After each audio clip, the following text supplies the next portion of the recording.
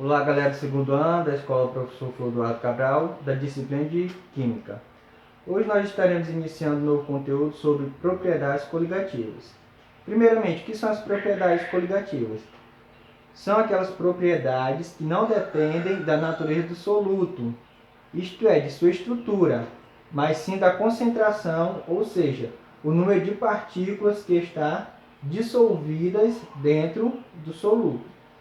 Aí nós temos 4 processos fundamentais das propriedades coligativas. O primeiro, tomoscopia, é o abaixamento da pressão de vapor do solvente. Quando nós pegamos uma vasilha qualquer e adicionamos água, e depois de um determinado intervalo de tempo, acrescentamos açúcar, a mesma ela terá o abaixamento da pressão de vapor do solvente. O que isso indica? Que a água ela terá uma maior dificuldade de vaporização com o açúcar do que se fosse apenas a água. E nós temos aqui algumas soluções moleculares.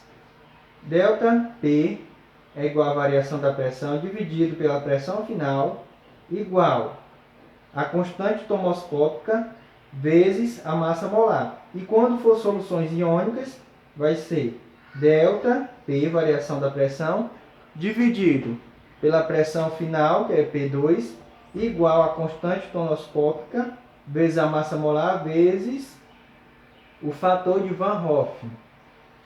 O nosso segundo processo é a ebulioscopia, é o aumento da temperatura de ebulição do solvente.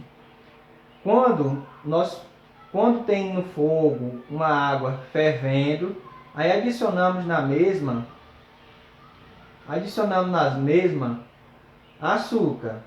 Nós podemos perceber que aquela água que está fervendo vai abaixar a sua temperatura e dificultando o seu processo de vaporização. Aí nós temos aqui as nossas equações, soluções moleculares. ΔTE, que é a elevação do ponto de ebulição, igual a Kv, que é a constante tomoscópica, vezes W, que é a massa molecular do solvente, que é sempre dividido para 1000. Quando for soluções iônicas, ΔTE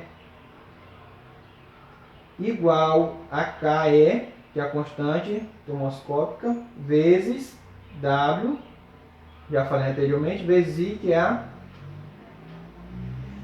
fator de Van Hoff.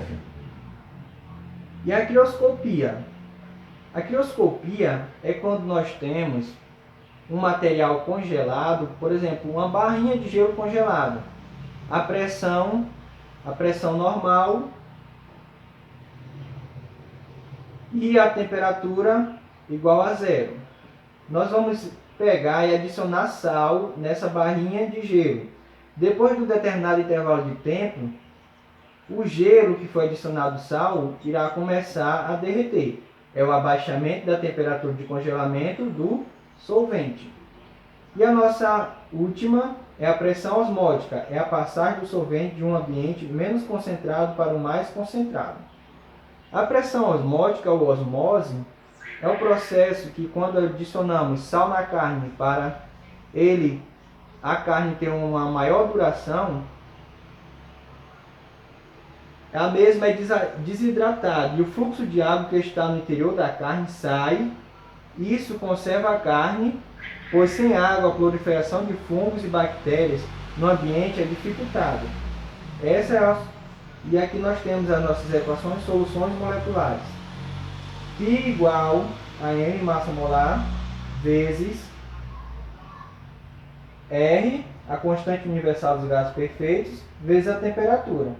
E novamente, na segunda equação, soluções iônicas, nós adicionamos apenas o I, que é o fator de Van Hoff.